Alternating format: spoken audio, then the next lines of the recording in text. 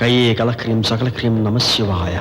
నమో అకాల పురుషాయ సర్వశక్తిధరాయ అకస్మాత్ సర్వాన్ ఆపదాన్ భంజయ భంజయ సర్వదిశాన్ రక్షయ రక్షయ స్వహ. జై బజరంగ బలి.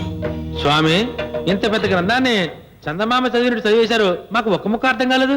మూర్ఖుడా, భగవంతుడు నీకు భారీ కాయాన్నిచ్చి అణుమాత్రం మెదడు ఇవ్వటం మర్చిపోయాడు.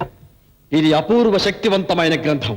సృష్టిలోని ఔషధాల తాలూకు సమస్త ఆమూలాగ్ర సమాచారం ఈ గ్రంథంలో నిక్షిప్తమై ఉంది. దీని శక్తి ఏమిటో నీకు తెలియజేస్తాను. ఒక్కసారి ఆ ముట్ట తెరచి అందులోని పామును బయటికి పిలువు. పామును పిలవాలా? ప్రేమగా పిలవడానికి? అర్భకుడా,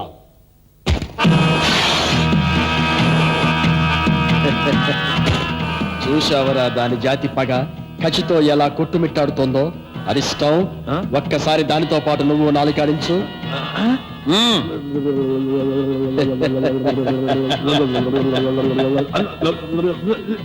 దాన్ని తనివి తీరా ముద్దు పెట్టుకో.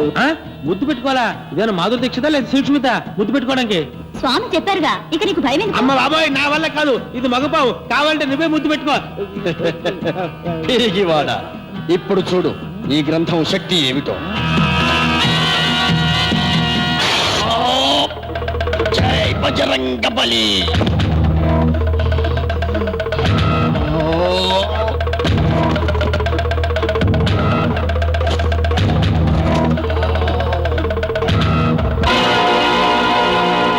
అమ్మ బాబాయ్, పాము కాటేసి అదే చచ్చిపోయింది.